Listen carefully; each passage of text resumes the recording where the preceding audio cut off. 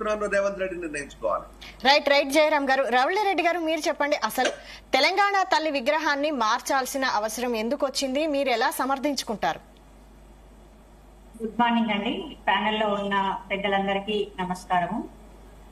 విగ్రహం విషయానికి వస్తే 2006 లో కేసీఆర్ గారు మొట్టమొదటగా రూపొందించిన విగ్రహం ఏంటి, 2014 వరకు వచ్చిన విగ్రహం ఏంటి? ఆ 14 వరకు వచ్చిన విగ్రహం కూడా ఎక్కడా కూడా అధికారికంగా ఆయన ఎక్కడా కూడా నెలకొల్పలేదు.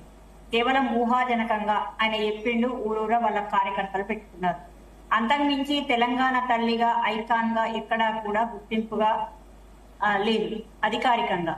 కాబట్టి ఈ రోజు తెలంగాణకు ఒక ఐకానిక్ ఉండాలి అని చెప్పి అనేక మంది కవులు, కళాకారులు, అనేక మంది రచయితలు, మేధావులను సంప్రదించడం వల్ల గతంలో ఉన్న తెలంగాణ తల్లి అంటే దేవత రూపంలో ఉన్న తెలంగాణ తల్లి కావాలా, అమ్మలాగా ఉండి ఆశీర్వదించే తెలంగాణ తల్లి కావాలా అనే ఒక చర్చ పెట్టడం వల్ల ఆ చర్చల్లో నుంచి పుట్టుకొచ్చిందే ఈ తెలంగాణ తల్లి విగ్రహం.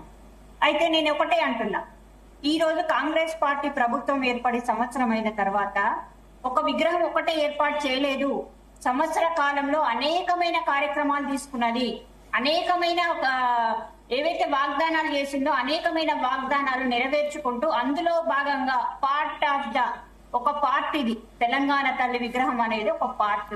అది December 9న తెలంగాణ డిక్లరేషన్ అయింది. కాబట్టి దానికి సూచకంగా ఈ రోజు తెలంగాణకు ఒక అస్తిత్వం ఉండాలనే ఉద్దేశంతో తెలంగాణ తల్లి విగ్రహం అనేది ఏర్పాటు చేయడం జరిగింది తప్ప దీన్నే ఒక కార్యక్రమం లాగా తీసుకొని, దీన్నే ఒక ప్రాజెక్ట్ లాగా తీసుకొని చేయలేదని చెప్తున్నాం. ఈ రోజు తెలంగాణ తల్లికి ఒక ఐకాన్ ఇచ్చినాం కాబట్టి ఈ గుర్తింపు అనేది ప్రతి ఒక్క గ్రామంలో గాని ఎక్కడా గాని ఇదే తెలంగాణ సింబల్ అనే విధంగా మేము ఒక దానికి జీవో కూడా రూపకల్పన చేసినాం. కాబట్టి దీనిలో చర్చలు చేయాల్సిన అవసరం లేదు. ఈ రోజు బీఆర్ఎస్ పార్టీకి వేరే ఎజెండా ఏమీ లేకుండా కాంగ్రెస్ పార్టీ ఏం చేసినా గానీ దానికి విమర్శలు తీసుకుంటూ ఈ కార్యక్రమాలు చేస్తే ఇది, ఆ కార్యక్రమాలు మీరు ఫస్ట్ నుండి చూడండి.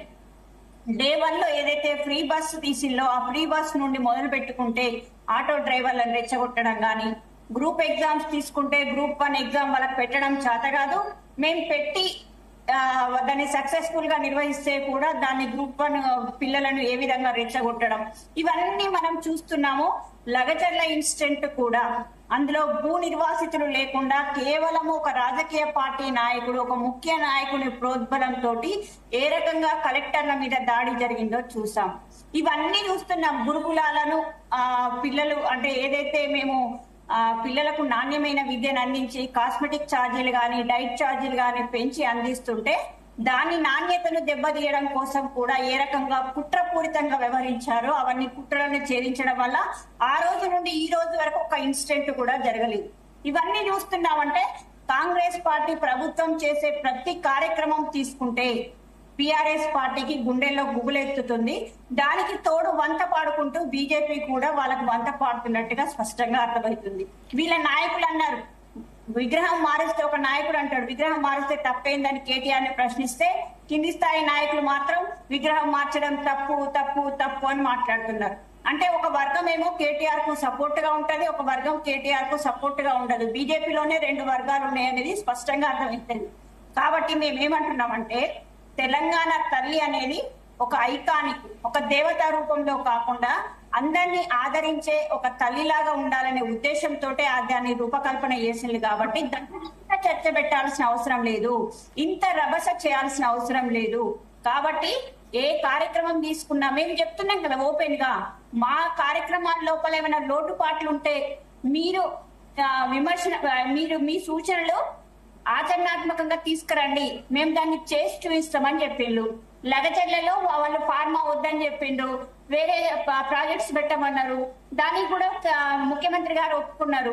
అంటే ప్రజలకు భావాలకు అనుగుణంగా ప్రజాభిప్రాయం మేరకు ప్రభుత్వాలు నడుచుకుంటే ఒక వెనుకడుగు వేస్తే, భేషజాలకు పోకుండా ఒక అడుగు వెనుకకేస్తే తప్పేమీ లేదు అనేది మా ప్రభుత్వం చేసి చూపిస్తుంది. కాబట్టి